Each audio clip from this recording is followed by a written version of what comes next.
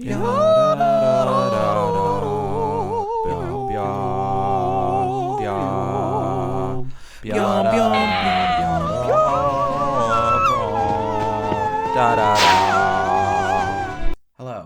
welcome back. As you guessed, we're talking about Survive. If you don't want to be spoiled, I'm not even going to talk about the game right away, but if you don't want to be spoiled, do not enter, do not interact, because I'm talking about the whole game, everything. No stone left unturned. So if you don't want to know what happens, if you haven't played it and you intend on playing it and you don't want to be spoiled, this video is not for you. But if you have played it and just want to hear more thoughts on it, or if you're not going to play it and you just want to kind of know what it's about, then yeah, this video is for you, because I do have a full plot synopsis. We're talking about everything. Also, thank you for all of the support on my last video. It really popped off. September was a really great month for the channel. Thanks, I appreciate it. This is my 69 subscriber special, and I hope everyone enjoys. All my thoughts are divided in a numbered list, just to make everything a little bit easier to digest. Also, just a general content warning, Digimon Survive contains depictions of severe mental health crises, trauma, grief, stalking, and CA. If those are not safe topics for you to consume at this time, I would either sit this one out or just proceed with caution. I'm not going to discuss anything really graphically, but there are moments in the game where these things happen. Also, I don't want to do the YouTuber thing, but only 5% of my views come from people who are subscribed. So there's a lot of people watching who are interested, and subscribing is free and liking is free. And this is my expensive hobby. So if you want to help support the channel so I can be partnered, that'd be really, really sweet. You don't have to, it's your choice, but I am grateful. Without further ado, this is Digimon Survive. So the initial premise, this is pulled from the wiki. Takuma, Minoru, Aoi, Saki, Ryo, Shuuji, Kaito, and Miyu, and others are on a historical studies extracurricular activities camp during spring break. On the second day, Takuma, Minoru, and Aoi visit a local temple to investigate the legend of the beast gods, Kemonogami, which is the name for the Digimon in this game, where a festival to celebrate them will take place. But there are landslides happening through the area, it's not safe, lots going on, big police presence, etc., etc. As they explore, they come across Koromon, then hear screaming. Koromon and the group run to the source and find their classmates being attacked by other Digimon. Koromon digivolves to Agumon and scares the Digimon away. It is at this point that Takuma and the others discover that they are in another world. By the way, I am going to be using Digital World and Other World here interchangeably, but please know that I'm talking about the same location. Allons-y. Prologue/Chapter 1. Takuma gets separated from the group, and everyone is being chased by scary Gotsumons. You eventually reunite with Minoru and Aoi, the three all meeting their Digimon partners along the way. We see the ruins at the shrine, which depict a prophecy that we don't know enough about to understand at this point. The group arrives at the school that the camp was taking place at, but it's not like the school in the real world. It's old and dilapidated, looking like it's the same school, but several decades into the future. We are reunited with Ryo and learn that the school is overrun by Dokugumon, and there are two mysterious children, Miyuki and Haru, who are ghost-like and secretive. Who are they? I wonder if we're going to find out. Aoi is kidnapped by Dokugumon, so the group finds her, they save her, and Agumon digivolves depending on the choices that you've made thus far in your dialogue. Chapter 2. Saki, Shuuji, and the professor are all together and on the run from Fangmon. We find them at a huge dam with a mysterious locked door leading underground. We defeat Fangmon. We are reunited with the others. Falcomon and Labramon hit their champion levels.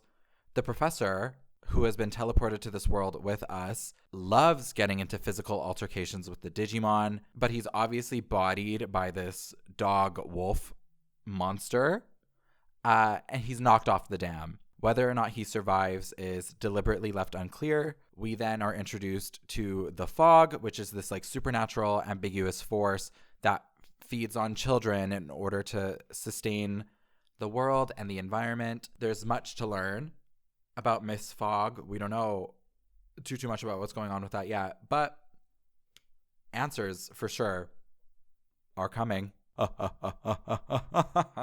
Chapter 3. The group is conflicted on whether they should remain in safety at the school or explore the surrounding area and decide that, in spite of the danger, it's better to have more information about the world than to stay hiding, as they will never be able to return home without knowing more. While exploring the forest, the group is reunited with Kaito, who is talking to a strange woman, and her story isn't really adding up, and no one is even taking it upon themselves to ask her name. They're not really asking leading questions. It's not really working. So Kaito doesn't trust her. There's a couple of other group members who do not trust her.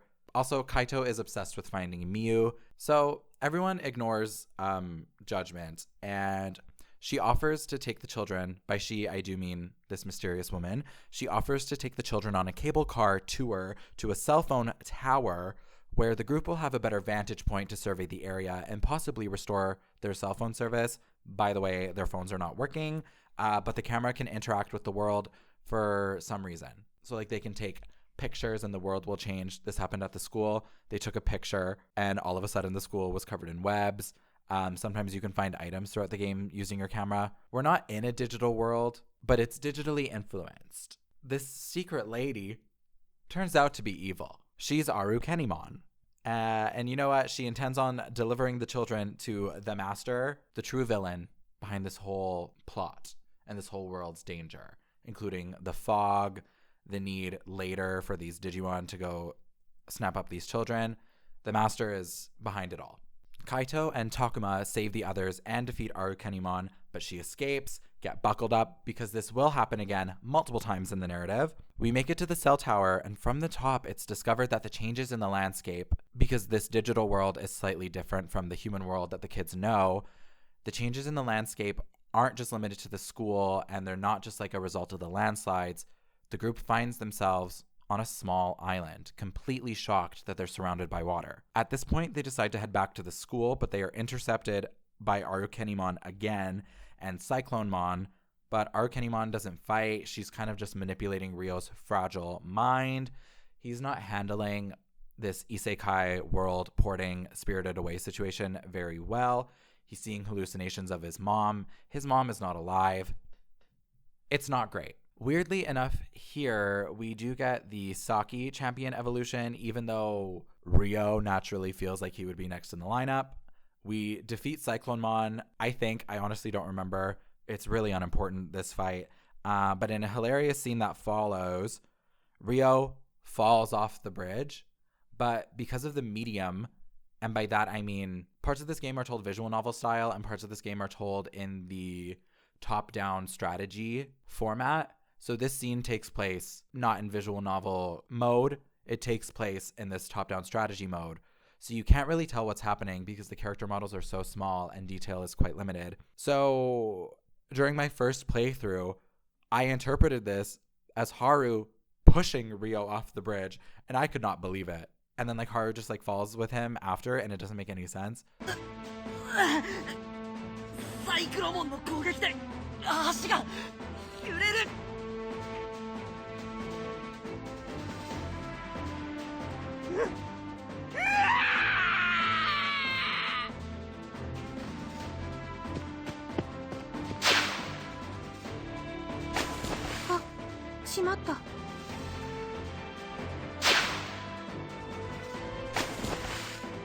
But what actually happens is Ryo's afraid, so he falls off the bridge, and then Haru goes to try and help him, and it doesn't work.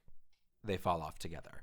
Ryo and Haru both survive the landing, and there's a scene between Ryo and Haru where Haru is like, bestie, you should die actually. It's time for you to go. You don't need to be here.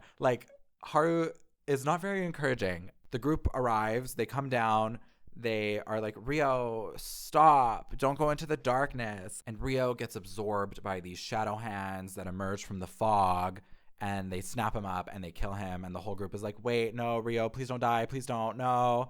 But they don't really leap in to help him, which is understandable. It's a scary situation. Your friend just got snapped up by ghost devil hands and absorbed into the life stream. Chapter 4 is all about looking for Miyu. Her storyline pretty much begins and ends in this chapter, not because she dies, but just because she doesn't have a lot to do. after just this. So the group heads to an amusement park that they saw from the cell tower, assuming that Miyu will be there because she's a child. So correlation, causation. They encounter a lot of weak rookie Digimon at the amusement park who refer to Miyu as their queen. And they are gatekeep, gaslight, girl bossing us so hard to prevent Miyu from being found. They do not want us anywhere near her. Does the group lead with, hey, this is her brother, we're just here to look out for them? No, they do not say that. Because why would you make the obvious choice when you need to pad out a 30-hour runtime? Why would you lead with the relevant information? I don't have the answer. So we find Miyu in this like Disney castle throne room, and she's like, I literally don't want anything to do with you. Pull the lever, crunk. And the floor opens up underneath us, and the group falls to their deaths. JK, they're just in Disney jail. Digimon, the caretaker of the creatures at the amusement park before Miyu arrived, is for some reason just like down there, and he lets us out and he guides us out of this massive tunnel structure that runs underneath the park. Where are we? Who built all of this? How did these buildings get here? Why does the amusement park look kind of well maintained, but the school and this cable car area were so busted? Anyways, once we're out of the tunnel, we find that the park is under attack by Garurumon and Monzimon. Monzimon is one of the master's underlings, and Garurumon is more of like an anti-hero. I wonder why. Wait. Okay, wait, hang on. I forgot something really important. Okay, the game doesn't actually open with the main cast the way I framed it. It opens up with a scene that like obviously takes place in the past because it's in like kind of grayscale, and it's of two young siblings. We haven't heard that before. Two young siblings, and they're fighting a shadow creature, and they have Digimon partners. The sister has a Renamon, and the brother has a Gabumon, and they're fighting, and the fight, she's not going very well. The kids are not going to win. It's very obvious. In the middle of the fight, suspicious stuff is going on. A portal opens, and the boy is able to escape, leaving his sister and the two Digimon behind. And then, yeah, the Gabumon is like really, really upset by this. And I guess for those of you who don't know Digimon, Gabumon, it's a reference to the original 90s Digimon anime. Gabumon very famously digivolves into Garurumon.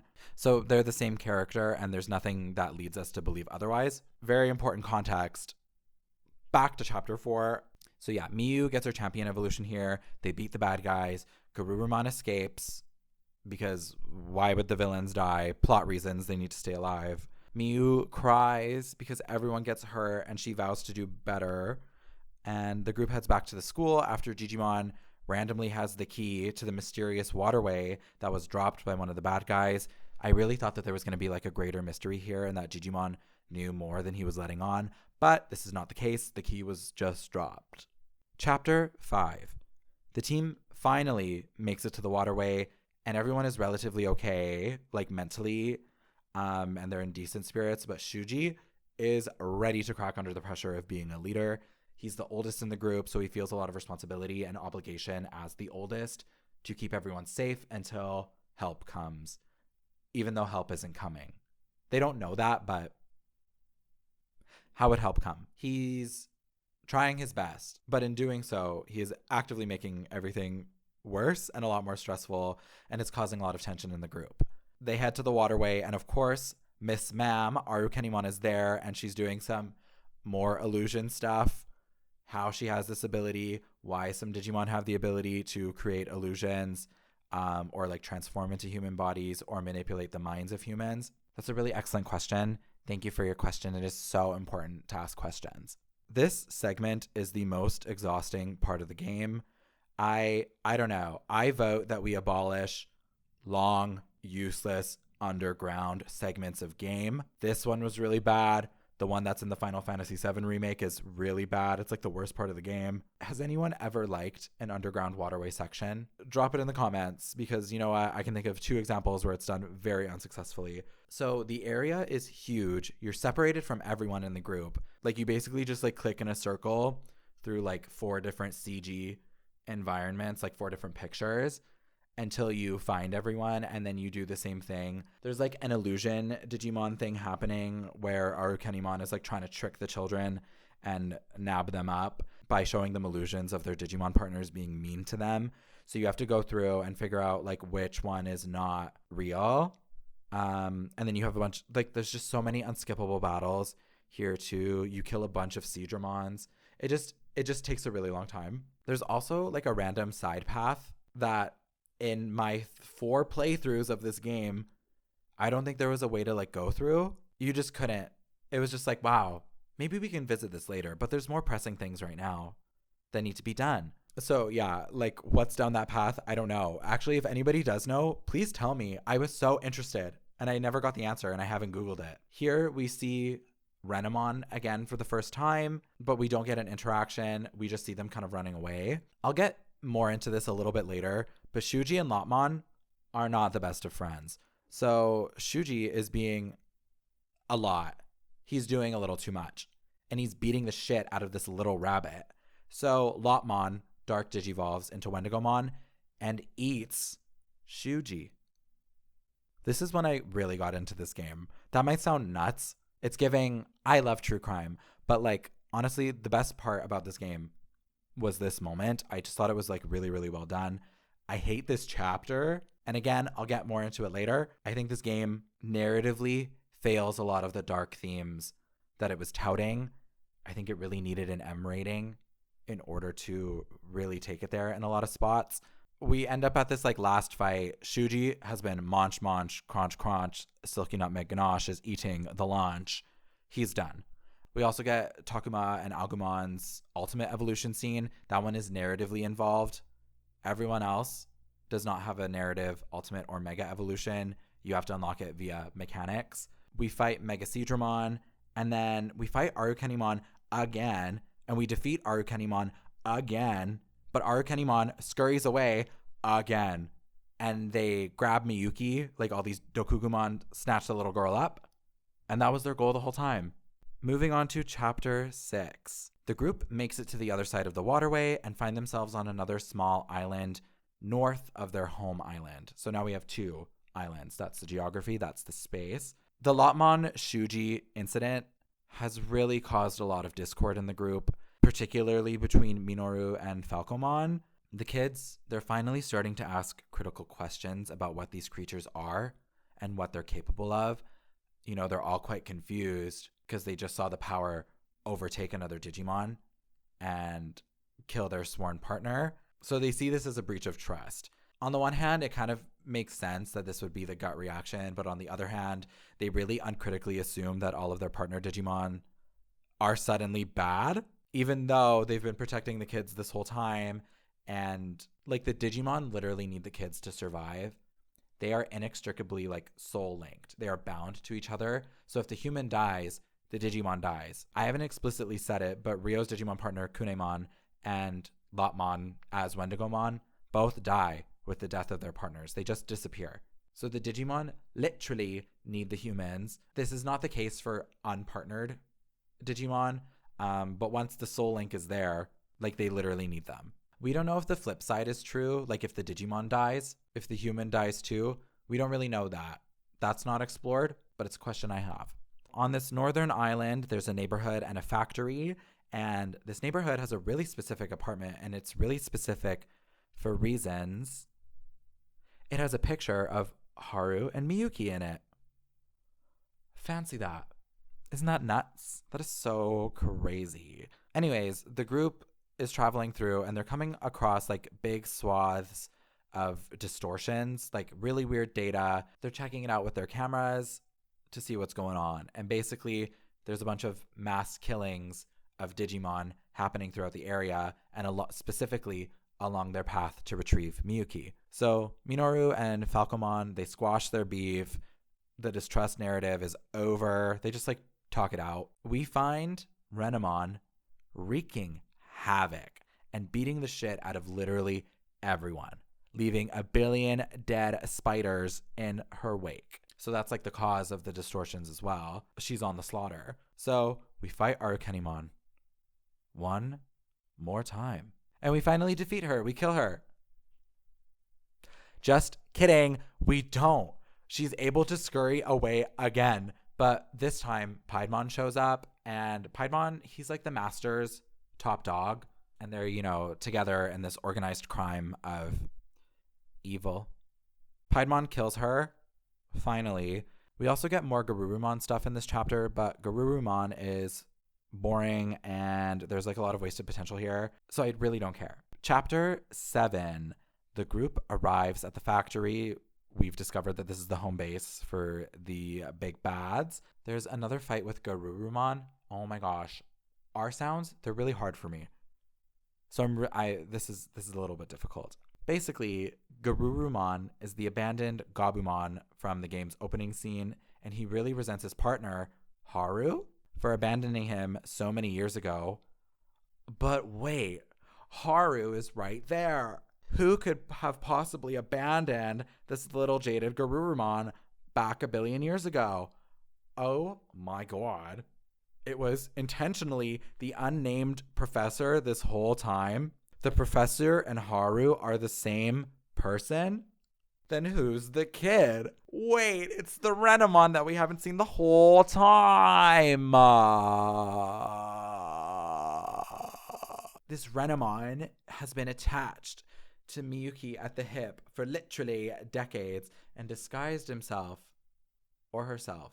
The pronouns in this game, a little confusing because the translation is not very good. This twist was just like so obvious. I wish you couldn't see it coming from a mile away, but it's just like so clear that this like deliberately omitted information, these deliberately missing pieces fit together very conveniently. I was like, we know that Haru's Renamon. We know who the Garurumon is, and the professor is only important because he's the brother from the beginning.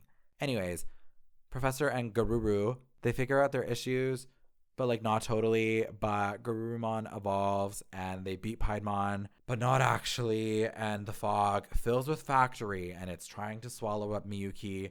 And despite the whole group being like, Takuma, stay here, don't get crazy, Takuma's like, no, I gotta go after her. So there's like a ton of fog, and then Takuma like leaps in to go save the girl, and they're transported to this like liminal space. And we discovered that Miyuki's soul was actually split. So part of her being is already being held by the master, and he just like needed the missing piece. That was her existing body, which is why Renamon was protecting her. So in this limbo, stream Limbo by June. In Limbo, she's actually able to form complete sentences and explained that she is a shrine maiden. So she's the reason that her and Haru came to the other world in the first place, and she's the one who sent him back. That's an ability that's been passed down in their clan, is being able to open these portals by singing a song, which honestly, that was a really cool detail because the game opens with an anime cutscene and the song is being sung. So you don't really understand what's happening, but there's some like little distortions going on. Like you see a reflection of the siblings in the window. There are some things going on in the world. Not everything is as it seems. There's strange weather phenomena. There's the landslide, like things are completely out of the ordinary, and it's because she's in the other world singing the song. That was a really successful part of the narrative for me, is that you think it's just like anime OST, whatever, nothing is going on, but it was actually heavily narratively involved. That was really, really cool. So having been recompleted by getting her heart back, very Kingdom Hearts vibes, Miyuki transports herself, Takuma, and Agumon out of the Master's limbo and into the human world. That brings us to Chapter 8. Takuma and Miyuki explore around the shrine and the school in the human world. It's revealed that Miyuki is from the past and that time runs faster in the other world than it does in the human world. Miyuki has been stuck in the digital world for decades, and she hasn't aged at all because reasons. There's another battle with Piedmon because he follows them too, I guess. I don't know how he got there, but he was like, I am relentless. I am not giving up. I will chase these kids down to the end of the world. So he's defeated in the human world, and then Miyuki teleports us back to the digital world. She opens this huge portal, and this is where we select our ending.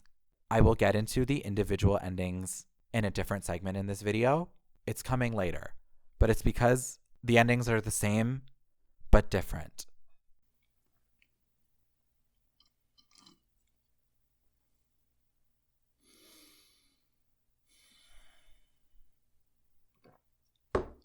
Thank you for sitting through that very long plot synopsis. Can you believe we didn't even make it to the end of the game? There's only more to come. So before delving further into the narrative and the characters,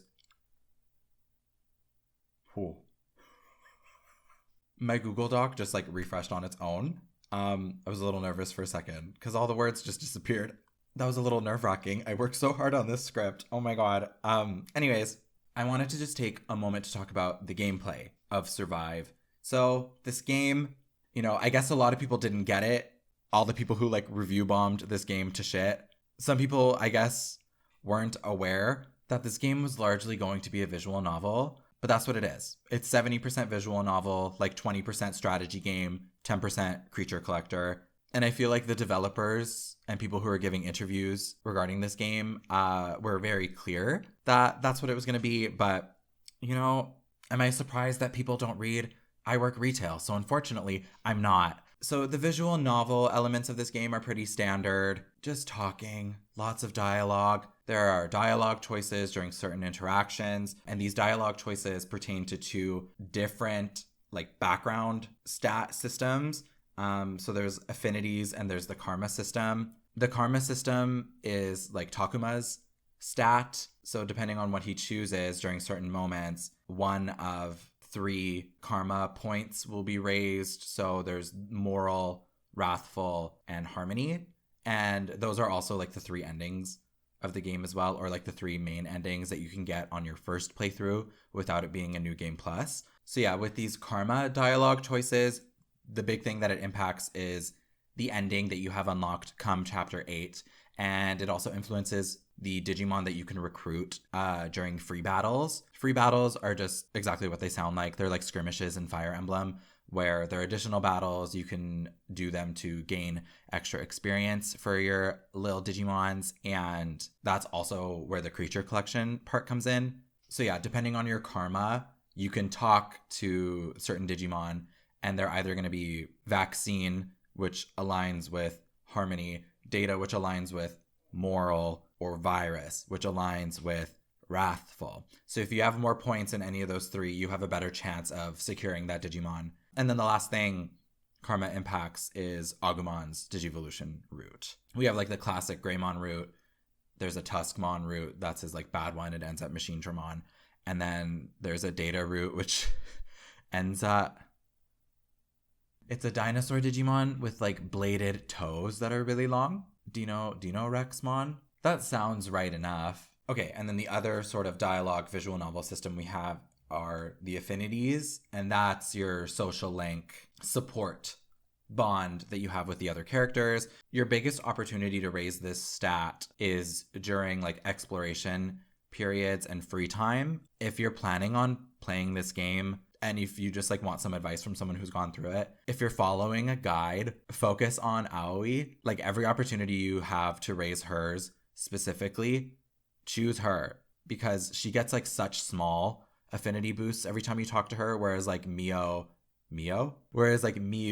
and Minoru will like randomly have like +7, +8 interactions, and a lot of Aois are like +2, +3. So it takes a lot of work to get Aoi to her mega level. That's why affinities are important, by the way. I believe it's above 30 for ultimate level, and then above, some things I saw online said above 75, but I was able to get it at above 70. But if your affinity is that high, the side scenes will unlock for all of the non-Takuma characters to get their respective ultimate and mega evolutions for their Digimon partners. I wish these Digivolutions were incorporated into the narrative. I'll talk about that a little bit more later. I just think that would have been a stronger choice, but I understand that they didn't want to give anything away by inserting those Digivolutions into the narrative, because I think they kind of hold you, especially if you've gone in without spoilers, they hold you in suspense the whole time as to who is going to die and who isn't. So in giving everyone kind of like equal treatment like that, they're able to maintain that illusion that everyone could die. So I understand it, but I do think narratively it's not a very strong choice. Speaking of choice doesn't really matter in this game. It's really an illusion in the sense that moment to moment, it doesn't impact the actual narrative.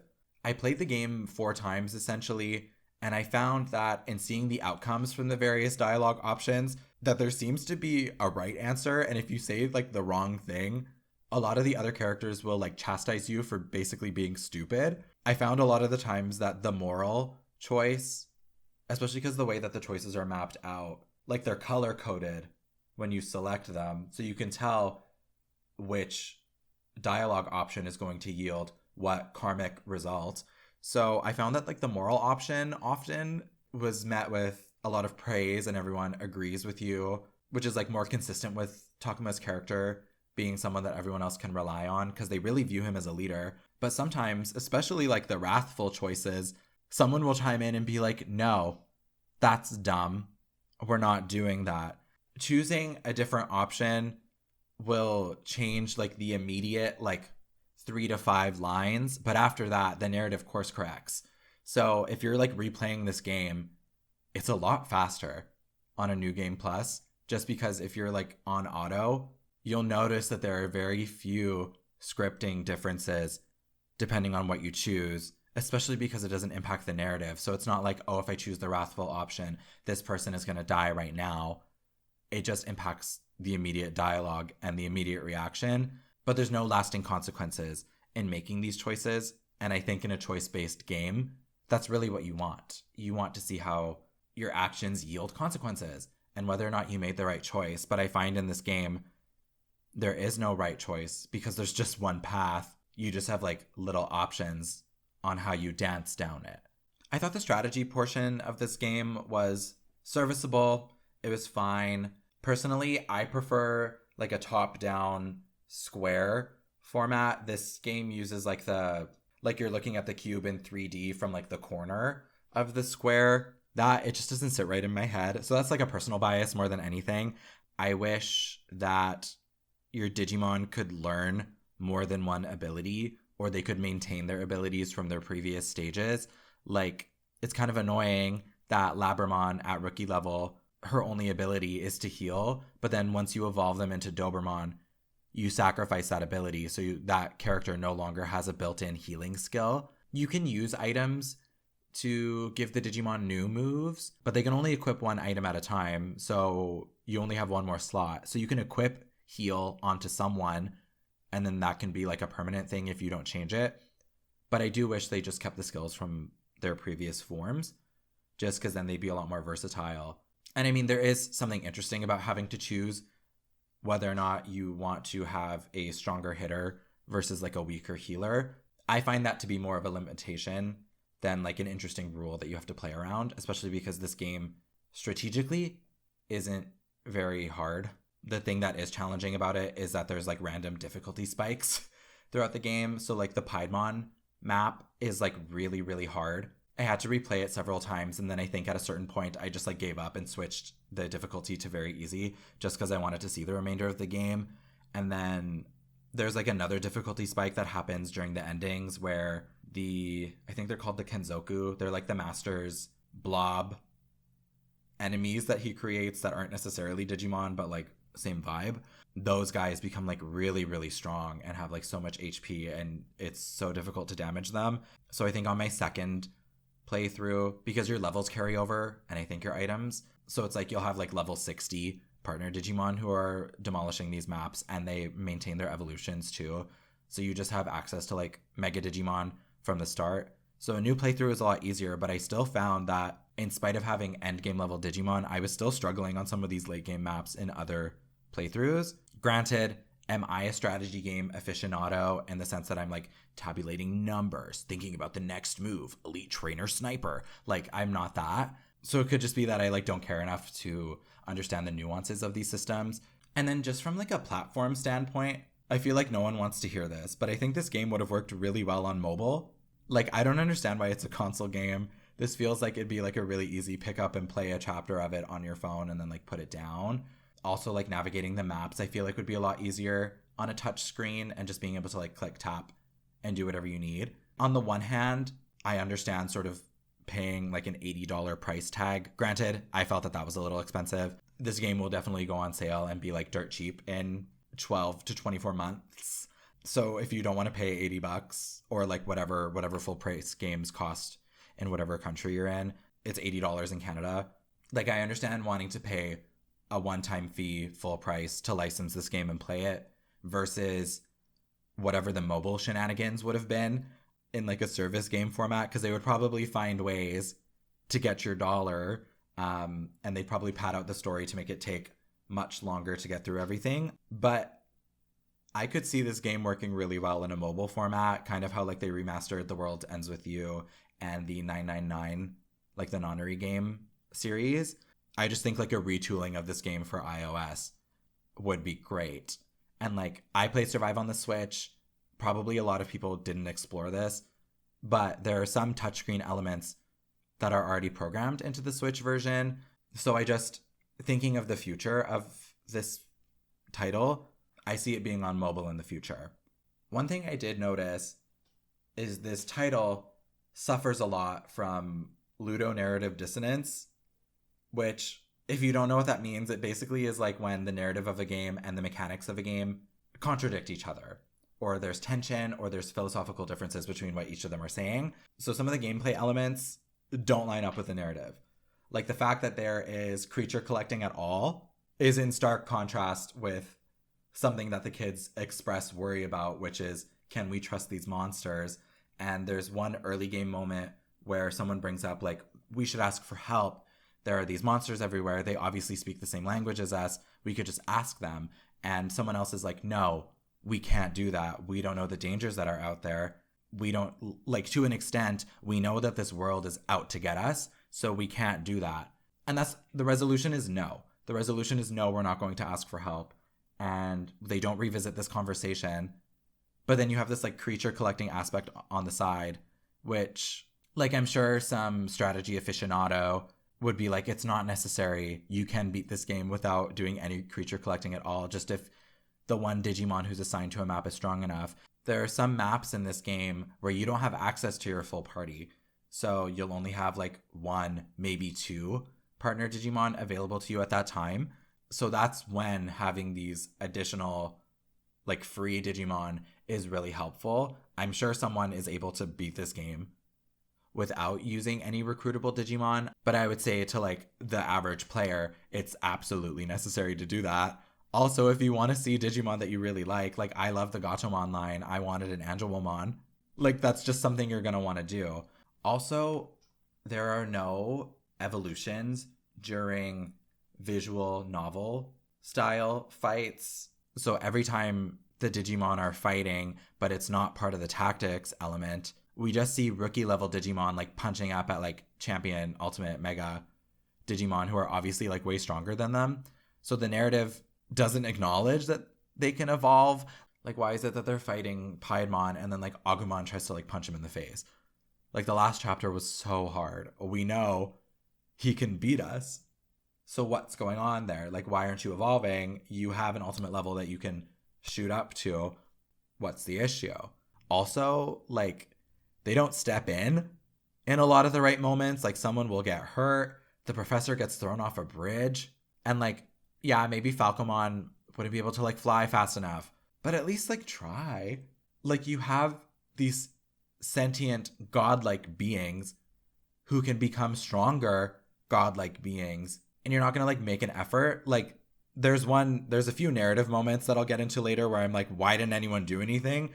From a gameplay standpoint, there is no permadeath. So if your Digimon die in the overworld, it's not an issue. Also, during my story recap, I said that I wasn't sure if the Digimon dying would kill the kids, but it doesn't. It is confirmed in the game. There's a moment where Renamon dies, but Miyuki is still alive. And then she gets like a Digi-Egg. And then Renamon is immediately reborn and can become Sakuyamon right away. So it's not like the traditional Digimon death that we've seen, because usually they are reborn as babies, the Digimon, when they die. But anywho, Digimon death does not affect the children, but children death absolutely does affect the Digimon. Moving on to the writing. It's bad. Like, I'm just going to show, I took a lot of screenshots during my playthrough. I'm just going to show a slew of them right now. Okay, so first category is odd slang usage. Yeebus, if only my late fees disappeared so easily. So she's like Rip Van Winkle? Like, who is that? No way! Agumon would never throw shade on our connection. Oh, thank God. with an AW. But not a word of gratitude, no matter how hard we tried. Man, did that bum me out. I feel that. I was in such a funk. I even started smelling funky.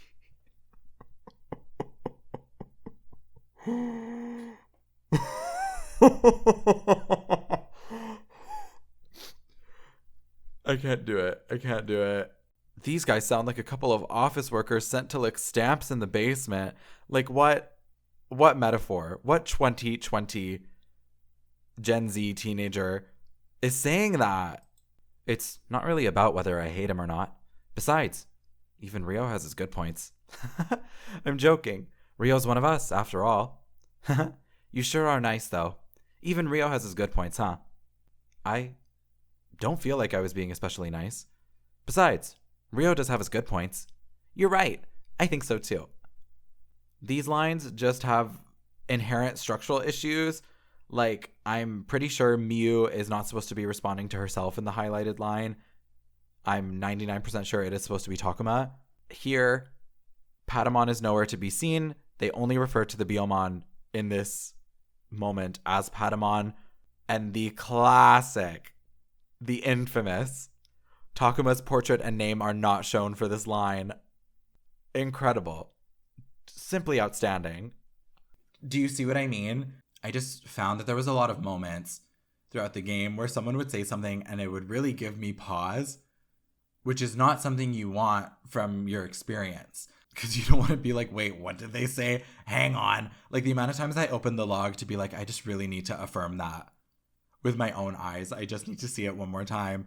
It happened a lot and it kind of takes you out of the experience because you're like, why, what the fuck? Why would they do that? Also, like slang is something that is used a lot, but it's really inconsistent. So we're not getting a firm view and understanding of these characters' voices and who they are by the way that they speak specifically. Like we get a lot of their opinions. We can understand what type of person they are. But I do think a lot of nuance is lost. Also, this is another pet peeve of mine, but I can't stand it in games, in TV, in movies, when everyone gets a line of dialogue at like a critical moment. I understand the rationale behind the choice to do this, but my God, is it annoying when you're like at the very end and everyone has to basically say the same thing of like, we're not going to lose. We'll never give up. Like, and that happens 10 times. And then like when it's like, Digimon partner, I love you. You're my favorite. We'll never be apart. And it happens 10 times. It just is really annoying. One thing I thought was really cool were all the references throughout to old Digimon media. I know some people are a little fatigued with the Digimon Adventure love that the franchise is really getting because that story keeps on getting retold, retooled, reworked, and re-released into the media. And they really haven't stopped, especially in the past like 10 years. They've just been really on it with the Digimon Adventure content, like trying to relive the old glory days. But I think, especially with this game originally being intended to come out in like 2019, 2020, like it was obviously a 20th. There was a lot of 20s.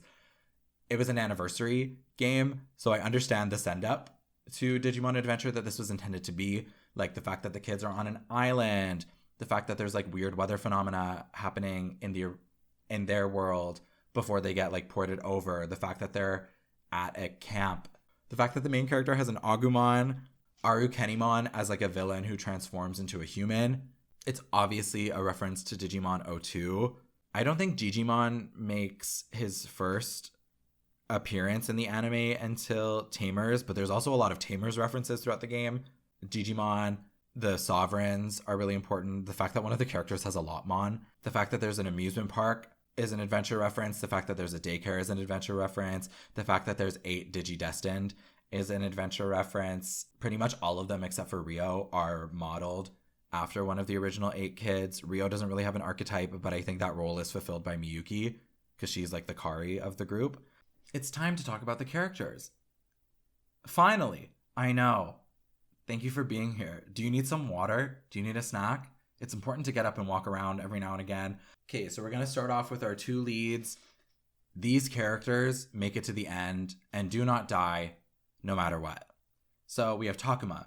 He is our run-of-the-mill leader, audience surrogate, protagonist, Your Name X. More or less perfect. No discernible flaws. He's just there. He's having a good time. Everyone loves him because there's not a lot of room for him to really be a fuck up. He also is like very voyeuristic in his role in the narrative. He doesn't intervene in a lot of other characters' like problems, so to speak, which I'm not saying you necessarily have to like insert yourself into other people's lives in a way, but I just feel like he doesn't always necessarily take action. There's a lot of moments in this narrative where they're like, oh, if only I had done more. Maybe we could have kept this person safe, or maybe we could have done this better. Maybe I could have been a better friend. And obviously, because we have more moments where we're inside of Takuma's mind, we see that introspectiveness a lot more. And like grieving does happen in different ways, but it's also like, oh, if I said this thing to him, which is like also kind of fucked up to be like, if I told them what they wanted to hear, and if I handled that one social interaction differently, maybe they wouldn't have died. Like, I just find that a little bit problematic from the narrative. Like, that's a real thing that happens, but there's like obvious flaws in that way of thinking, because you put a lot of the onus on yourself when maybe there's really nothing you could have done. So it might not always be a healthy coping mechanism to assume fault when someone dies. But I could also understand that like guilt manifesting itself in a bigger need to take care of the group a little bit more. I feel like I'm not explaining this well.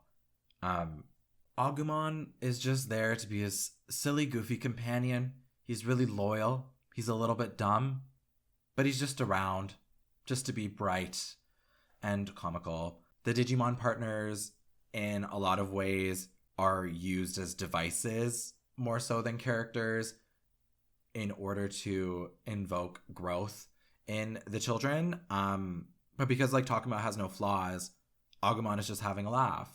Minoru is our classic anime protagonist, best friend. He is like fully the Yosuke Hanamura through and through. He is that archetype. Like everything you can think of is here. He's into pop culture. He's horny for girls. He's really, really loyal to the main character. They're besties.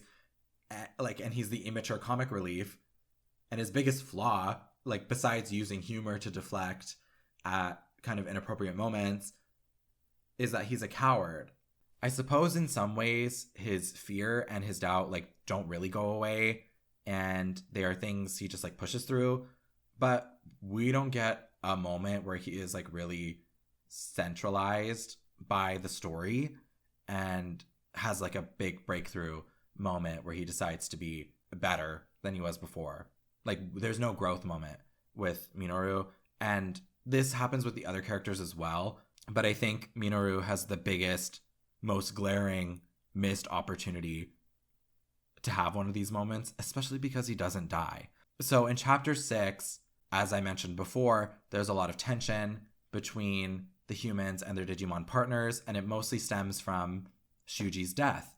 They're all very uncomfortable by what went down. The kids are not vibing anymore. It's caused a lot of dissonance in the group, and this stress is expressed by a lot of the members, but it's focused on Minoru and Falcomon. So they have this tension and this conflict, but the resolution was about them just like deciding that they didn't want to hurt each other, and not necessarily about like redeeming one of these qualities. It could just be that it was my expectation. I think one of Digimon Adventure's strengths is that it's really character driven, and there's really, really great moments where we can see that the kids have really grown on this journey. So I was anticipating that a little bit more here, especially because like it's just such an obvious reference to Digimon Adventure, like everything in this game. So I wasn't necessarily expecting the children to have crests of insert virtue here that they need to like work on, and once they have it, their Digimon will digivolve. But I was expecting some strong character work. So I think a flaw of the character writing throughout this game is like the lack of a need to overcome anything. And it's a symptom of why Survive's choice system is flawed as well, because you're not overcoming anything everything has one specific path line. And in our interactions with the other characters, we're not helping them and we're not inducing certain outcomes because everything will be the same kind of no matter what we do. Because choice is an illusion, we can't have really strong like character moments that are tied to the choice system, because the choice system needs to keep things deliberately vague so we don't know what happens. But because the choice system doesn't yield interesting results, you could have just like foregone that mechanic completely and just like told a really compelling story where the characters do learn things and you're able to make strong choices towards a specific direction. It just gives them no room to go anywhere. You need the characters to fit into every ending, and with the way the endings play out, the writers back themselves into a corner by not allowing themselves to commit to character development, because the endings really rely on these characters having certain flaws. So you can't have someone overcome their flaw in chapter 7 and then by chapter 9 they've decided to destroy the world. So Minoru in chapter 6 really could have had like a breakthrough moment where he becomes a hero, like the ones he sees on television, who he admires, by being unafraid of Falcomon, by understanding what's going on and like why Falcomon is upset by Minoru doubting him. Minoru could have really risen to the occasion and then been unafraid of fighting Arukenimon, and this would have been the perfect moment to have an ultimate evolution, and then they kill Arukenimon. I just think that would have been so much more satisfying in rescuing Miyuki. That's like the A plot of chapter 6 is finding Miyuki, and then the B plot is about Minoru.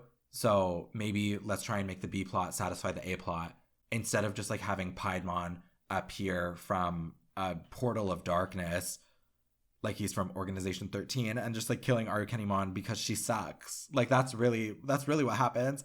If Minoru also grows, this would tie in Falcomon's like opposing personality to Minoru, because he's like a little shitty prankster and Falcomon is like really mature and responsible. So they could learn something from each other. Like maybe Falcomon learns to loosen up a little bit and Minoru learns to take responsibility, like, and show that he's grown up. It just really could have been something. It really, really could have been something. The characters don't have agency. It's just a frustration. Aoi. I'm so sorry for the pronunciation as well. I think she is such a standout character. Her whole deal is that she often finds herself in charge of other people. Like she's the class president at her school, but she doesn't really get a lot of respect. At school, she's like always really overworking herself and she's taking on the responsibilities of others who aren't doing their duties. But this seems to be like a recurring thing throughout her life, is just like not really receiving support from those around her. She'll complain to like teachers and authorities about, you know, the lack of help that she receives in terms of like maintaining classroom duties and like group projects, etc., and they don't really do anything about it either. So she internalizes this and she feels that if she was a better leader, then everyone would be more willing to show up for her. So throughout the story and throughout the narrative, Takuma has a lot of dialogue options where he specifically compliments her on being a good leader, on being helpful, on being an excellent support to the group. She can cook. She's the first person to find food. She has like first aid training, and she's level-headed. She's compassionate. She's really good at making decisions, and she's really good at walking through the pros and cons of the group's potential next moves and like assuaging any fears. Like she's really good at answering objections. Aoi is a really, really good leader, but she just can't see that for herself. She doesn't believe it. Like Labramon's whole presence is just being like loyal to Aoi and reminding her that she is enough, like just as is. She doesn't really have a major breakthrough in the narrative or anything. I think her friendship with Saki is really sweet. I think her growth is a little bit slower because I think we see her coming into her own by the end in some of the conclusions, in the ones where she doesn't go crazy. There's a subtle confidence that she gains, and she's a little bit more self-possessed by the end. The character journey for her is a little bit more well done than others. I don't have much to say about Saki, really. She is truly the Mimi of the group in that she is really honest. She has a little bit of an attitude. She has a bit of a temper. But generally, she's quite nice, and she's really optimistic. Sometimes to like a fault. She doesn't always want to acknowledge the situation that the group is in. Saki struggles with an unspecified illness, so this causes her to be hospitalized quite often in the human world, and there's like pressure from her doctor to get surgery, and they're like, the faster you do it, like the better it'll be for your health. She's nervous, and I think it's fair. But like, yeah, she doesn't want to go through an invasive procedure in her youth. But I also think she partially enjoys being in the digital world because she was supposed to get her surgery immediately after the camp. So being there like delays it a little bit. It was really important to her, if like the recovery process was going to be arduous, that, you know, she was able to have a little bit of fun before it. So I think she views the trip to the digital world in some aspects as an adventure. Like, she's not totally detached from the reality and the danger of things. But I do think she's able to find the pros in the situation. Her like flaw is that she's afraid of being alone, but she finds solace in the friendships that she builds with all these people, and she like truly trusts them. And like Floramon is her best friend and is obsessed with her, so that need is kind of satisfied immediately. And yeah, like the friendship between Aoi and Saki is really sweet. I think it's really well done. I think the narrative struggles to find ways to build relationships between the human cast members. Everyone is kind of paired up because of some link that's already been pre-established. So like Takuma and Minoru are best friends. Takuma and Aoi know each other as well. Like, they also have a pre-existing relationship. But like Takuma and Minoru are really besties. Miyu and Kaito are obviously siblings. Miyuki and the professor are siblings. And like Shuuji and Ryo, in the route where they do survive, they kind of get paired together by nature of the writing. So I appreciate that Aoi and Saki have a friendship that is built throughout the narrative. It's not always front and center, so we don't necessarily get to see it. Like, we do know that Saki privately confides in Aoi about her illness, which is also something that she doesn't directly tell Takuma. I think there's like depth in that choice, that she like chose a trusted friend and told them about it. And I think in a game like this, where we are the main character, the choice to withhold certain information and the choice to like respect privacy of someone is interesting, because normally it's just about like spilling their guts, because we're like, we have to find out everything we need to know about them. So there's a nuance to that choice that I do really appreciate. And also during like the free time moments, there aren't a lot of like two character interactions. It's mostly like one-on-one with Takuma. And I could be wrong, this could be like totally false, but I find that Aoi and Saki have the most together paired interactions where you can get like affinity with one or the other. Miyu and Kaito have some, but I think the choice is the most interesting with Aoi and Saki because they don't already have a relationship. I think it could have been really cool to have like two-person interactions with people who aren't obviously naturally paired together. But me asking for depth and variety is just insane. I feel like it's way too much. Moving on to Miyu. I really like Miyu. She's the child of the group. The older kids are often concerned with protecting her. Miyu and Kaito used to live somewhere else, but Miyu was being stalked by someone older. And by older, I mean like an older teenager. So her family moves to the countryside in order to keep everyone safe. And this is why Kaito has become extremely overprotective, is because he doesn't want Miyu to go through anything like that ever again. She loves her brother, she does, but they're often arguing because he doesn't really give her any room to breathe. Miyu is like an interesting mix of naive and discerning. Like, she's a smart kid, but like, in spite of being kidnapped by Arukenimon at the beginning and only escaping because a Digimon let her go, she doesn't think the world is dangerous and out to get her. Like, she doesn't really understand the danger the way that the other kids do. On the flip side, she arrives at the amusement park and is like, oh, all the Digimon here are fucking stupid, so I am gonna lie and say that I'm a queen and they will all worship me. Digimon also like fully enables this. He's like, whatever, let the kids have their fun. She doesn't want to acknowledge the danger of the world until the amusement park is under attack. But when she sees like some of her subjects really injured / dead, she's able to face the reality. She vows to protect everyone. Shakomon digivolves to her champion form. Narratively, it's really satisfying. But on the other hand, you have this like really character-focused chapter, and then she's kind of unimportant for the rest of the game. She has like good dialogue, and because I like the character, I do still think she has something to offer by like being here. She brings a lot of levity, but she doesn't really have anywhere to go because she commits to something and she just like sticks to it. I think there's more of her relationship with her brother that the game could have worked on to improve. Kaito is our resident bad boy, and he's supposed to be the foil to Takuma. Like, he's supposed to be the mat to Takuma's tie. So he's a brash punk. He's rude. He's a little bit aggressive. He's obsessed with his sister. I didn't mind him from when he's introduced in chapter 3 through to like the mid game. Like chapter 3 through 7 is where he's like fine, but it's in the conclusions that he really pisses me off. I think especially early game, his frustration, his anger is all really warranted. He doesn't know if his sister's safe, and everyone is kind of dawdling, and they're not demonstrating the same urgency that he is.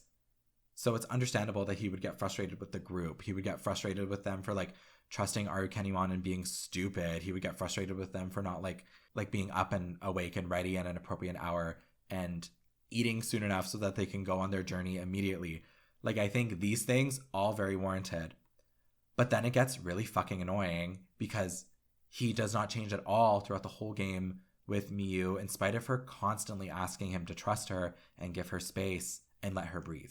This is part of what I mean in regards to Miyu being discerning as well. She has a pretty high level of emotional intelligence for being the youngest of the group, and she is able to really effectively articulate why Kaito's behavior is frustrating to her, but he just ignores it because he's like, I want what's best for you, and I'm going to do that. Thank you for your opinion. There's a particular moment in the third act of the game that solidifies why I don't fucking like him. He and Miyu are having an argument, and he strikes her. Takuma just sits back and watches, and he doesn't do anything in the moment or later. Like, it's not brought up again throughout the narrative that Kaito hit her. They don't address it. It just happens, basically like in a vacuum. And Miyu's response in the moment isn't one of outrage. She just looks at him and goes, see, this isn't about me. You just wanted an excuse to be violent. Which is like horrible. She leaves. Like, she drops the mic and she goes. And Kaito is like one of the driving characters of one of the bad endings. So I could have like seen a narrative justification, because it's okay for characters to do bad things in stories. But like, what are we saying about these behaviors? That's the question that I have. This game doesn't say anything about the behavior, but I would understand that if he makes a violent choice in the ending where he's like the driving bad character, that he would continue to be violent, and this was just like the first thing on his path to being there. If this happened only in Kaito's like bad ending, I could see narrative reason to it, but it doesn't change at all across the endings. Even in the true one, even in the one where everyone survives, he still hits her, and the writing doesn't have anything to say about it. It just happens. And then Takuma's like, families are complicated. And then that's it. That's all we got. I was really hoping that this interaction would be different. And it's like frustrating that it doesn't get addressed or changed or altered. Like, what's the point of having alternate timelines if nothing is different? The scene could have just like been removed or replaced if it wasn't going to have an impact. Outside of that, I think a solid idea for Kaito to have a really impactful growth moment somewhere else in the game would be to like flip the script. He's always really concerned over Miyu. So why not make Kaito the damsel in distress? Like, why not have him be in a position where Miyu has to rescue him and Miyu has to show up for him?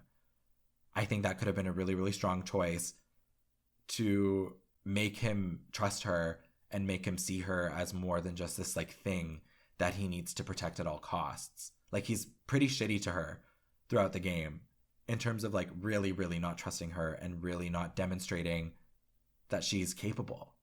And she is. Like, she's young, but he doesn't believe in her. So I think something really needed to happen to like cure his misconception of Miyu and like to deconstruct his complex that he has about her. I don't really have much to say about the professor and Miyuki. I think Miyuki is really cool, like, because she's a mirror of Kari from the anime. She's a later addition to the team, and she has like a bigger role in terms of the lore of the world specifically, and she has like an evil turned good guy Digimon partner. Like, she has all of the qualities of Kari. I also like that she's a shrine maiden as a part of her like family's heritage, and her Digimon partner is Renamon, who evolves into Sukuyamon. The professor is boring. He's only there to explain some lore at some points, to be like, there's a prophecy, and for there to be like confusion about the kids about like the child sibling characters who are already in the world. Like that's the only reason the professor is there. But the fact that he doesn't have a name and he's old and we see someone get spirited away at the very beginning of the game, like it's just obvious that it's him. Everything that he does could have been given to like Digimon, and then Digimon would actually be more helpful to the narrative as an elder of the world and an authority on what's going on. Like it feels like the Digimon at point have no idea what the fuck is happening, and they live here. So I think the professor, he could have been nixed from the game very easily, and we wouldn't really have lost anything besides the Omnimon Digivolution, which was like fine. But I also think maybe Takuma didn't need an Agumon. He could have had something different. Hi, sorry, it's editor me. I'm just chiming in because I've realized in the editing process that I didn't actually mention one of the key reasons why I knew that Haru and the professor were the same person. It actually comes from the character menu screen. Basically, on the bottom right hand side, every character has like the same chart of stats that basically indicate what they might do in battle to support you. So like it's like follow-up attacks, healing, things like that. Takuma and Haru are the only characters who don't have this specific screen, because Takuma has the affinities screen on the bottom right and Haru just has nothing. But Miyuki and the professor, who, you know, I feel like we're not supposed to know that they're playable right off the bat and that they'll have Digimon partners who will be joining us. They both have this screen next to them on their character pages throughout the whole game. So we know the whole time that they will have Digimon partners, but Haru deliberately does not have this screen. And we know that there's a Garurumon and a Renamon without partners who belong to these children. If they wanted to maintain the mystery, they should have removed this little stat window.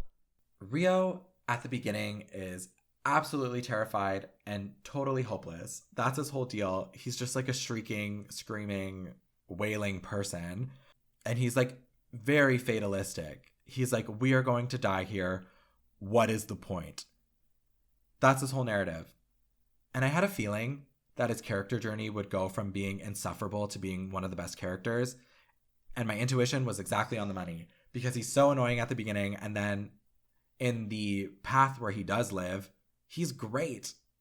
In the route where Ryo survives, he stops being a Debbie Downer, and he's actually a really welcome addition to the cast.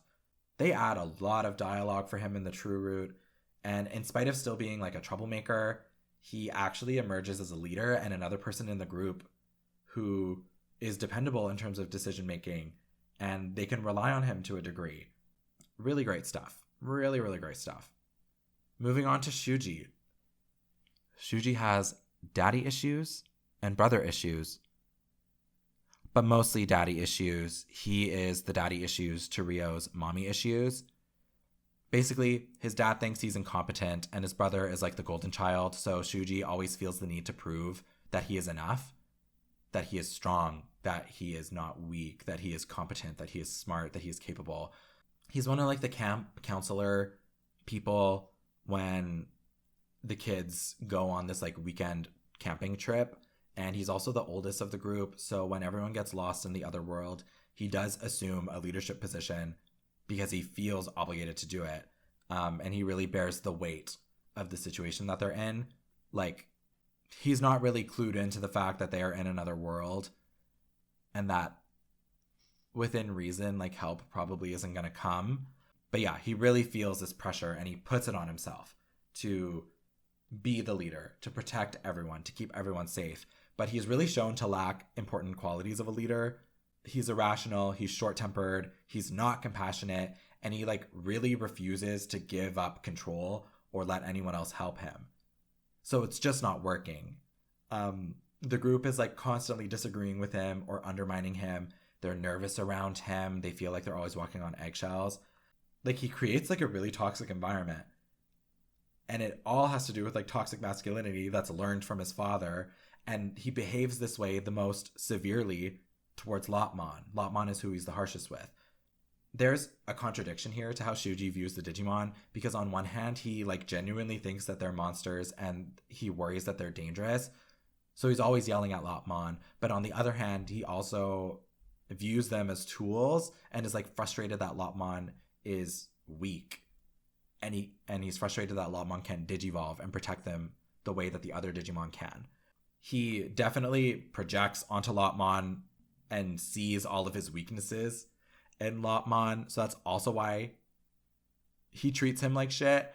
His inferiority complex really is highlighted because he's comparing himself to everyone in the group, and he feels weak and inadequate as a leader and as a protector, similarly to how he feels about his brother. And he's also repeating this like cycle of treating your son like shit with Lopmon.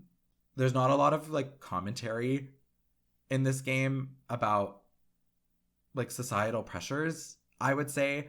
So I think this plot line is the most interesting because it actually has something to say. There's commentary about real world behaviors and there's actual consequences for Shuuji's actions. It's why I think Shuuji's death is done extremely well. It's a character-driven moment resulting from Shuuji's flaws and choices. And it doesn't just happen because the narrative deigns that someone should die. Like, that's how I felt about Ryo's death. The writers were like, we have to pick someone, because if no one dies here, how are we going to establish stakes? I guess it'll be Ryo, and we're just going to live with that. Like, there's a cause and effect with Shuuji's narrative. He goes too far, and there are consequences, and it's all earned. The stakes are really well established, and everything makes sense. His death also isn't bogged down by the mysteries of the world. Like, when Ryo dies, we don't really understand the fog. We don't know what the hands are. We don't really know why the children need to be consumed in order for the world to, like, maintain structure. So there's a lot of questions at the point of Ryo's death, and I don't know if we ever get answers. So Shuuji's plotline here is refreshing in the way that it just, like, makes sense. And it's not concerned with the mysteries of the world. Like, we understand what Digivolution is. We understand what Dark Digivolution is because I'm assuming anyone playing this game has a context from the anime. And it's already established here that Digivolution comes from, like, strong will, strong feeling, strong emotions. So it makes sense that, like, a very negative, violent outburst could cause a bad version of that, a dark version of that. So it makes sense for Lopmon to Dark Digivolve, become this monster, and retaliate because he loses control. Like, Shuuji loses control, so Lopmon loses control too. In the route where Shuuji survives, Ryo literally punches him so he can snap out of being an asshole, and it was great. It was so satisfying. Shuuji apologizes, and then he kind of takes a backseat narratively, which I actually think is good, that he's in the background a little bit. He's not as front and center. Like, Ryo kind of emerges as a leader, and Shuuji, one of his flaws is that he's a bad leader. So he kind of takes a step back and is able to, like, reevaluate and reflect. And he stops forcing himself to be what the perfect leader is in his mind. And he, like, resolves to have a conversation with his family when he gets home. Like, there's conviction here. There's character writing. It's good. It's actually good. I wish all of the characters had this treatment. He stops demanding control and he's able to build real trust with everyone in the group. So all of, like, the hesitation that they have with him earlier is gone. He's really helpful. He and Ryo are also shown to, like, build a friendship, partially because it's easier to, like, lump them together, especially given how the writing works. Like, it makes sense for them to have kind of meaningless dialogue, one right after the other, or, like, reactions one right after the other in the script, because then if you remove those reactions and the routes where they do die, it doesn't hurt anything. And then they also have, like, a few two-person interactions during, like, the social moments of the game. I really like this pairing. They have a cute friendship. It's very shippable. So we're finally at the point where I feel like we can meaningfully talk about the endings. They suck. At least that's what I think. I really checked out. At this point, I was like, okay, if we're not going to really start moving things along, who cares that we're in our last act? Like, let's wrap it up, please. So all of the endings feature a variety of similar plot points. Renamon always joins forces with the Master and is tasked to kill the children in order to free Miyuki, because her goal obviously is to get her back. There's always a library that appears and the group gets trapped in there. There's some more illusion stuff that happens. And then the group always goes back to the amusement park to talk to Digimon and get some more information. And that's kind of where the story branches, is when we finally hit the amusement park. So we have the moral ending, which is unique enough to kind of stand out on its own and to be talked about separately. And then the harmony and the wrathful endings are basically different versions, two sides of the same coin, because they're very similar in their execution. And then we have the true ending, which is she's her own person. So for the moral ending, your choice is be true to my friends, and that's reflected in everyone who's still alive at this point making it to the end. I could be wrong in recounting these endings. Please don't be mad at me. I've just been really struggling to find internet resources pertaining to what actually happens at the end of these games.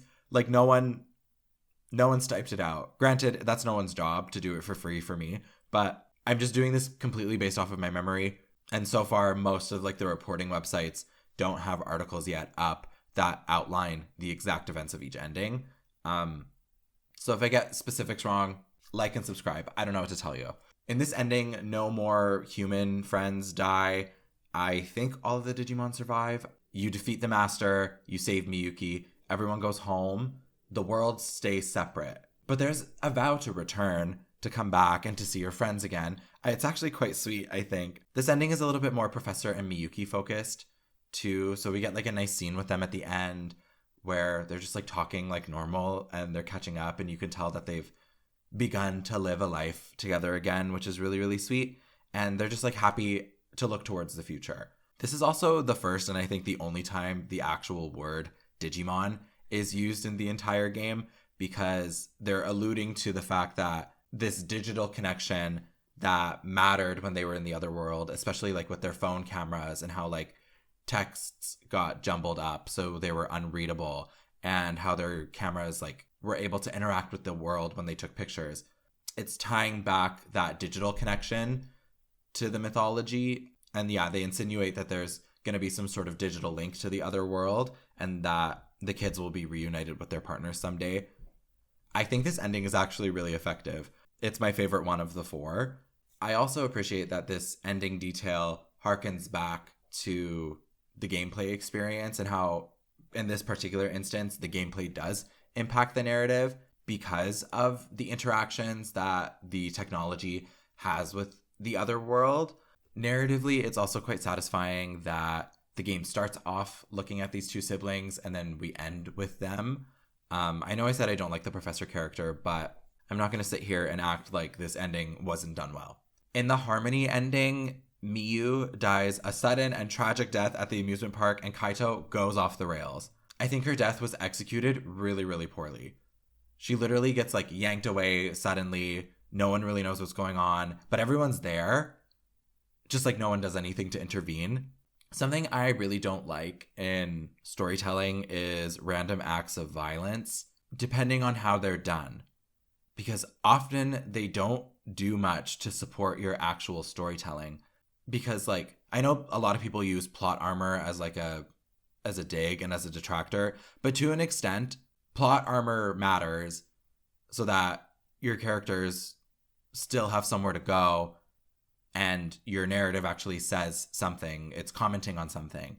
But this has nothing to say. The fact that she dies here for no reason, it's frustrating, especially because throughout the whole game, we've had to suspend our disbelief in regards to how these kids are surviving. I don't want to do like the realism thing, but like they don't have backpacks.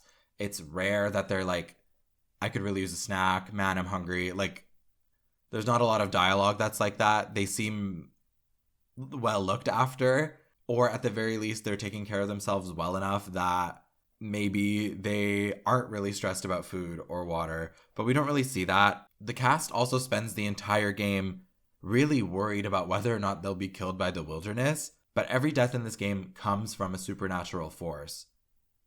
Like, no one dies by accident. The closest thing we have is the professor falling off the dam, but even then he survives, and also he was pushed by another Digimon. It's just a little frustrating to be like 85% way through a narrative and someone dies randomly, and it's still a supernatural force, but then it begs the question, why can't they do that the whole time? Like, why can't the master just show up at any point and randomly just like munch on any of these children? Like, why wait? I think sudden deaths could work in this format if there was a more man versus nature conflict, but it's all man versus supernatural. So like maybe Rio like actually dies from falling off the bridge instead of randomly surviving with no injuries. Maybe Saki's illness overtakes her and gets really, really bad. Maybe Fangmon reaches Shuuji and like eats him. I know that's against like the master's wishes, but maybe Fangmon does that. Maybe one of the Gotsumon at the beginning pegs one of the kids in the head with a rock and they die. Like, I just think if we're gonna do sudden insta-kill at the end, like maybe let's weave it in at the beginning that anything could happen, because up until this point, 2 of the deaths that we've seen have been like very carefully curated by plot reasons, and no one else is even like brushed with the death. It's also kind of annoying that a lot of your Digimon partners have ultimate evolutions by this point, and while it's not explicitly acknowledged by the narrative, no one's superpowered god friend couldn't just like jump in and save the day. But of course, we can't prevent Miyu's death, because then there's no catalyst for Kaito going off the rails the way that he does. And he gets blinded by anger because his only personality trait is gone. I would be upset too. In this path, Piedmon is still absolutely relentless and is somehow alive and managed to follow Takuma and Miyuki back into the digital world. At some point, Piedmon meets up with Kaito in the forest and he triggers a DNA digivolution with Kaito's Dracmon, because Dracmon's ultimate form, Myotismon, and Piedmon can jogress together to become Bolt Bautamon. That name doesn't sit well in my mouth. Anyways, Kaito becomes like an anti-hero kind of enemy. You fight him, we lose because his new Digimon is too powerful. Then like Piedmon takes control of the fusion mind, so like Dracmon is like effectively dead, and then Kaito gets sad and he has like a small redemption arc. The master sucks us into his void, we fight him, and then he fuses with Bolt Bautamon partway through. We kill them both. Kaito, I think, sacrifices himself. I think the professor and Miyuki both die. Digimon dies. There's a lot of death in this one. The worlds merge together in this path, and the surviving members build like a Stranger Things facility to gather children who have been ostracized for having the ability to connect with the Digimon in order to like help them harness their partner powers. Anyways, it's like a positive version of the Wrathful ending, because in the Wrathful ending, all of the same things happen, except Saki is the one who dies at the amusement park, and Aoi is the one that gets sent spiraling. This ending isn't necessarily better, but I do think it's more effective in some of its execution. Like, Saki doesn't get immediately killed the way that Miyu does. She gets grabbed by one of the creatures who I guess has like an extendo arm and is like yanking her back. And I think for like the first time in this game, someone tries to save her. Like someone actually does something. So Aoi like grabs onto her hand and she's holding onto Saki for dear life. And Saki, like verbally, she's like, either it's me or we're both dying. So I am going to let go. So she chooses to sacrifice herself to protect Aoi from getting hurt. But Aoi still blames herself. It tickles that itch that she has where she feels inadequate, right? So she feels like she didn't do enough in this instance. Again, I do think a Digimon could have hopped in and maybe like cut off the arm. They had the time between all the dialogue that was happening, between all the scene work. Someone could have been doing that in the background. Aoi becomes mentally unwell after losing Saki and basically decides that if everyone conforms to her will, that everything will be better. Now it's Aoi and Piedmon who have the scene together, but instead of like making a deal, which is what Kaito and Piedmon do, Piedmon stabs Aoi and Labramon, but he doesn't kill them. He just wants them to bleed out and like hopes that the group comes across them in their dying moments. Like, it's actually very cruel. Aoi is pissed off, so she triggers like a dark biomerge digivolution, so she absorbs Labramon and they become Plutomon. I think this is kind of cool because this Labramon's Mega is Anubismon, like in the game. So I get why she'd become a different god of death as like an alternative dark Mega. Plutomon absorbs Piedmon and then sets its target on absorbing the Master. So everyone can conform to Aoi's wish for pacifism, because at this point, if she absorbs the Master, she also gets like Miyuki's power. So she becomes like an ultimate god being. Yeah, like we've seen this villain before where it's like, if everyone is stripped of free will, then yeah, no one will hurt each other, but at the cost of freedom. Same stuff happens. You fight Plutomon, you lose. You fight the Master. The Master and Plutomon merge mid-fight. You fight the merged form. You win. Evil is defeated. Both worlds merge. The survivors do a similar thing, except now the world is overtaken by evil and violence, and they have like an underground militia where they take kids with Digimon partners instead of the X-Men lab. The true ending is fine. Like, it does provide answers. I will give them that. But I think by this point, I just didn't really care. I had played through the game 4 times just to see what was going on. So I was just like, can we get to this faster, please? So basically, this ending tells us the truth of the world and gives some history on Miyuki and Haru's family, the Minase clan. 1 billion years ago, there was a war or something. So this family sacrificed 5 boys to the Kemonogami. They sent them off to the other world so that the clan could somehow gain power. Unclear how that was supposed to work, but that was the idea. So one of the boys was Harushika Minase, and they were sent over by Yukiha Minase, who are obviously Miyuki and Haru's ancestors and are supposed to, in name and visually, parallel them, except they kind of do the reverse thing, where Yukiha sends her brother to the digital world out of a certain pressure and urgency, and then Miyuki sends Haru to the human world out of a similar urgency. So the boys get spirited away, they meet Digimon partners who end up becoming the Digimon Sovereigns, which was cool. That's a send up to Digimon Tamers. And also because the Digimon Sovereigns are based on the 4 guardian spirits of Kyoto. So I do like that real world mythology impacted this story choice. I really enjoyed the new take of Digimon not being in a digital world and being in nature, because in this universe, they're basically used as a justification for human world mythology and why we have all these like specific named gods with certain traits, and it's because they exist. They just happen to be Digimon.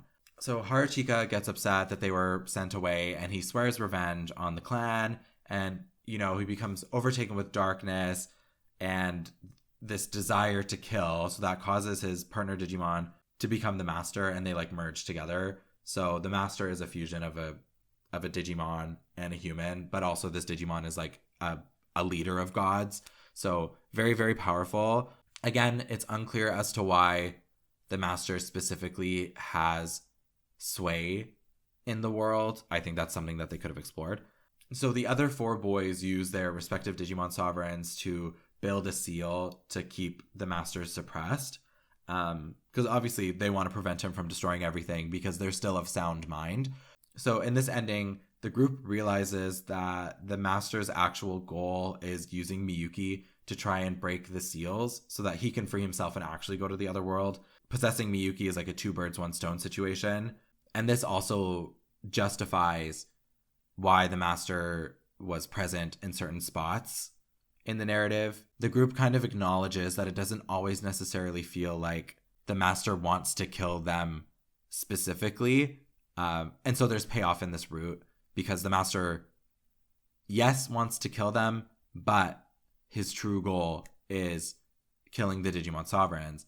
Again, we still don't know why the Master needs to kill children to sustain the world, but I digress. At the amusement park, they accidentally find one of the Digimon Sovereign, and that gets us started on this journey of finding all 4 of them and defeating them in order to like gain their powers.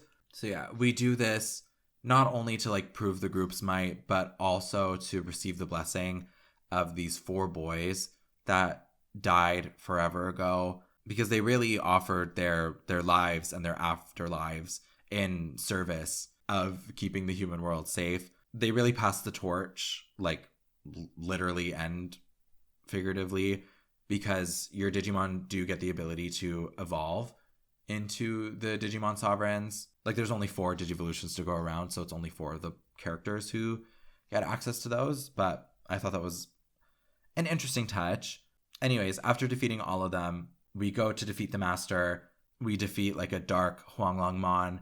The evil is defeated. The ancient siblings make up. Yukiha appears. I don't really know how. The 2 worlds merge. People are still getting used to like the new normal. And this route ends with a group of 3 kids who are listed as like spirited spirited boy, spirited girl. So the implication is that they've been spirited away as well. And they're exploring around the shrine where they come across a Demi-Vmon, which is a nod to Digimon Adventure 02. And that is the end. That is everything that happens. That is a lot of what, I shouldn't say everything. That is a lot of what happens in Digimon Survive. I hope you enjoyed coming on this journey with me, except we're not done talking. So don't click off yet. Don't. If you've made it this far, you really should subscribe. So we're going to talk briefly about the Digimon. We have all of our partner Digimon. I've kind of touched on their personalities already. Again, they're really figurative devices. I don't love that our main character got Agumon. Controversial yet brave. I know. I can't believe I had the gall to say it. You know, it's giving very like Pokemon Gen 1, never let the glory die. So I would have liked that they did something different, but as I mentioned before, this was supposed to be like a Digimon anniversary game. And yeah, Gabumon is only here so we get that Omnimon Digivolution, because is it even Digimon if Omnimon isn't around? At this point, I don't even know. They feel inextricably linked. I also don't love a few of where the lines end. I don't love that Lopmon has the traditional route. I know for the most part, not a lot of like canon human characters have had a Lopmon partner that is able to evolve all the way through the traditional like Lopmon good line. But I was like really hoping that Lopmon would maybe subvert expectations. I kind of feel the same way with Kunamon, but Kunamon hasn't been partnered before, so I have a little bit more grace for her. A quality that I did like about the partner characters who were selected wasn't just that they are like old Digimon that haven't really been assigned to kids before. It was also that like, especially the early few who receive Digivolutions, they get like the kind of ugly villain Digimon. Like the fact that Falcomon evolves into Diatrimon. And I thought Labramon was going to evolve into Shisamon. So I was surprised when it evolved into Dobromon. And the fact that like Floramon is like a beautiful plant Digimon that is partnered with a beautiful person, evolves into Vegemon, which is like disgusting. I liked that way of subverting my expectations. I thought that was really cool. So I wish they did that with some of the other partners. As much as I do like the Agumon line, I really like War Greymon. I think it would have been really, really sweet if there wasn't a Greymon line here. That would have, I think, satisfied my complaint with Agumon being present, is if he didn't have the traditional path.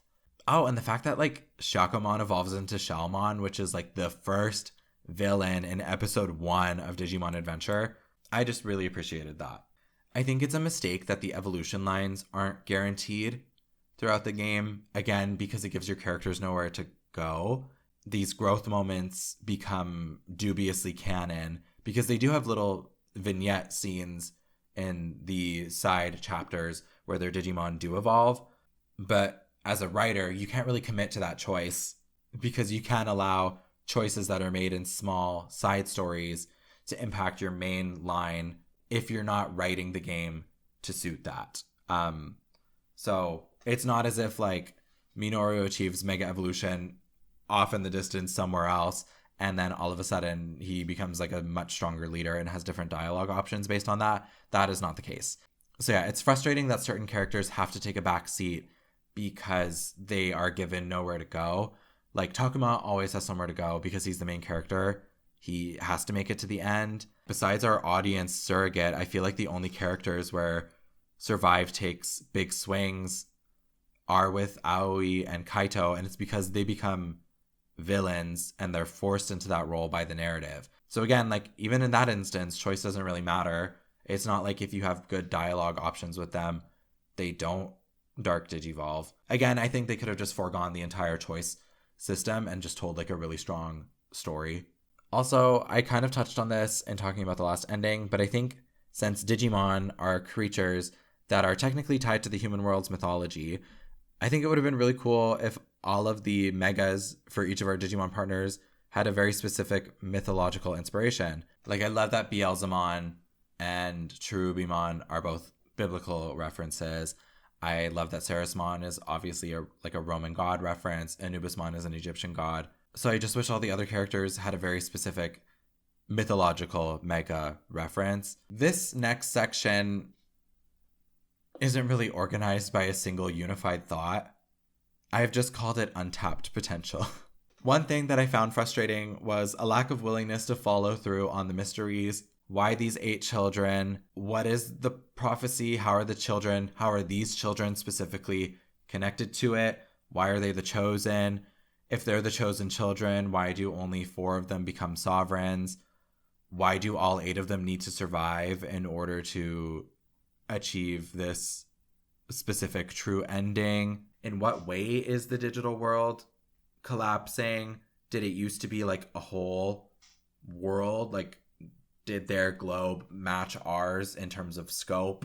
And like little by little is the world being overtaken by like water? What is the master? Like, why is it a gross alien organ looking thing? I think it could have just been Huanglongmon.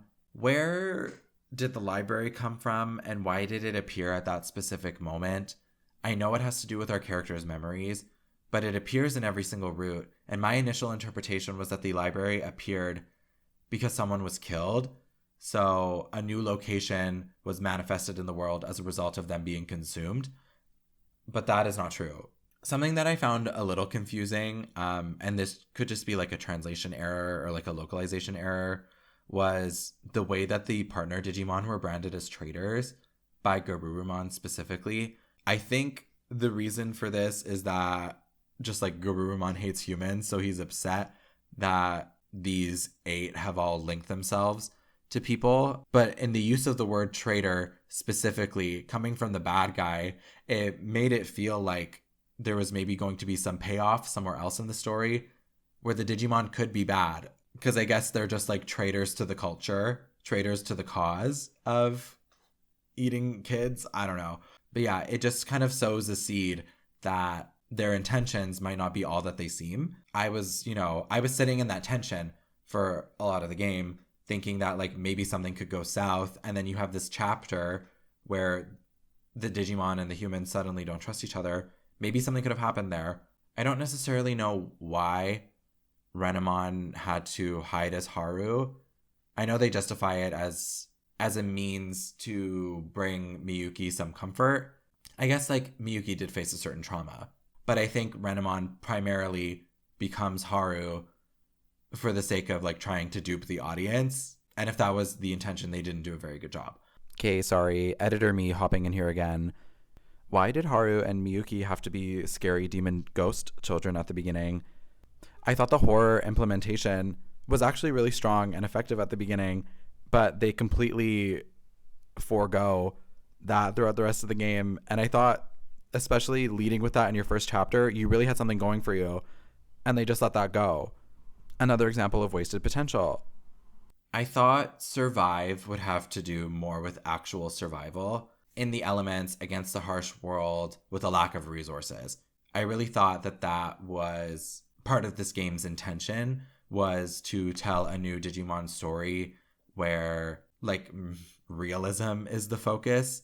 So being worried about survival, being in the wilderness with these superpowered animals with otherworldly abilities that we don't really understand, not really understanding the geography, not being able to find food. I thought these were going to play a bit of a bigger role, especially because this is a new franchise and it doesn't take place in the digital world.